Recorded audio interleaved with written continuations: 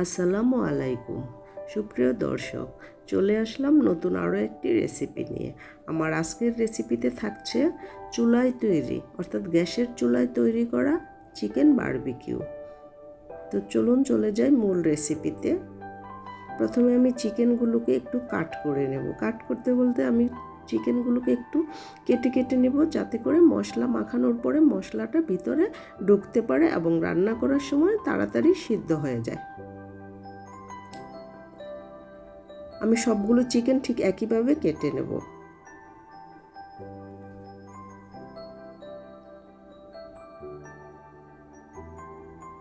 আমি এখন চিকেনের জন্য একটা মশলা তৈরি করে নেব। এর জন্য নিয়ে নিচ্ছি 2 টেবিল চামচ ভরে টক দই, 1 টেবিল চামচ টমেটো সস,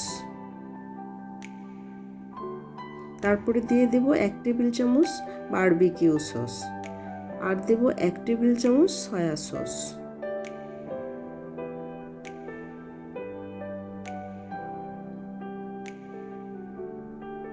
এখন 1 চা চামচ ধনিয়ার গুঁড়ো দিয়ে দিলাম, 1/2 চা চামচ হলুদের গুঁড়ো, ঝালের জন্য 1 চা চামচ ভরে লাল মরিচের গুঁড়ো দিয়ে দিলাম। এখানে আপনারা নিজেদের পছন্দ অনুযায়ী মরিচের গুঁড়ো কমিয়ে বাড়িয়ে দিতে পারেন। 1/2 চা চামচ জিরার গুঁড়ো, 1/2 চা চামচ গরম মশলার গুঁড়ো দিয়ে দিলাম, 1 চা চামচ আদা বাটা আর 1 চা চামচ রসুন বাটা দিয়ে দিলাম। স্বাদ মতো লবণ দিয়ে এখন সম্পূর্ণ মশলাগুলো একসাথে ভালো করে মিশিয়ে নেব।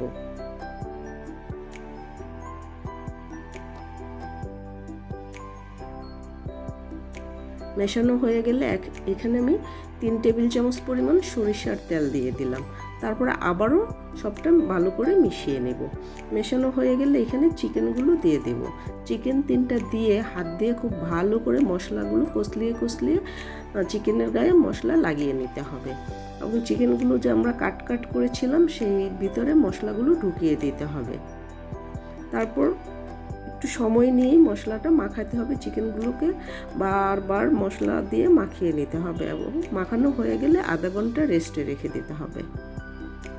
আধা ঘন্টা পরে একটা গ্রিল প্যানে সরিষার তেল দিয়ে দিলাম অল্প করে। তেলটা গরম হওয়ার জন্য অপেক্ষা করতেছি, ততক্ষণে চিকেনটা আরেকবার একটু মশলাটা মাখিয়ে নেব। এখন চিকেনটা দিয়ে দিলাম। চুলার জালটা মিডিয়াম করে দেওয়া আছে। এখন চিকেনটা দিয়ে ঢাকনা দিয়ে ঢেকে 5 মিনিট রান্না করব।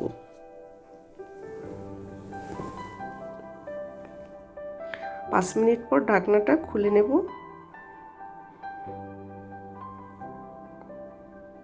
এখন চিকেনটাকে উল্টিয়ে দিতে হবে।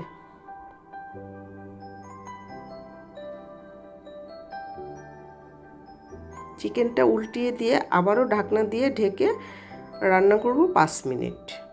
এখন একটু সরিষার তেল দিয়ে দিচ্ছি, আবারও 2-3 টেবিল চামচ সরিষার তেল দিয়ে তারপরে ঢাকনা দিয়ে ঢেকে দেব। চুলার জালটা মিডিয়াম থেকে একটু কমিয়ে দিয়েছি। 5 মিনিট পর আবারও ঢাকনাটা খুলে নিচ্ছি। দেখেন মশলাগুলো একটু পুড়ে পুড়ে গিয়েছে, দেখা যাচ্ছে। চিকেনটা আবারও উল্টিয়ে দিচ্ছি। এখন আবারও ঢাকনা দিয়ে ঢেকে দিতে হবে। তার আগে একটা ব্রাশ দিয়ে চিকেনের গায়ে একটু তেল লাগিয়ে দিচ্ছি। তেল লাগিয়ে দিয়ে তারপরে ঢাকনা দিয়ে ঢেকে আবারও 5 মিনিট রান্না করব। ঠিক একইভাবে 5 মিনিট করে রান্না করব। এতে করে চিকেনটা হয়ে যাবে, এবং চিকেন বারবার উল্টিয়ে দিতে হবে। এই তো মোটামুটি 30 মিনিটের মতো সময় লেগেছে। আমার চিকেনগুলো ভাজা হয়ে গেছে, অর্থাৎ চিকেনগুলো সিদ্ধ হয়ে গিয়েছে। এখন আমি চিকেনগুলো নামিয়ে নিয়েছি। তো দেখুন একদম কয়লায় পোড়ানো চিকেনের মতনই হয়েছে। কয়লায় পুড়িয়ে যেভাবে গ্রিল করা হয় ঠিক সেই রকমই হয়েছে। তো আশা করছি আমার আজকের রেসিপি আপনাদের কাছে ভালো লেগেছে।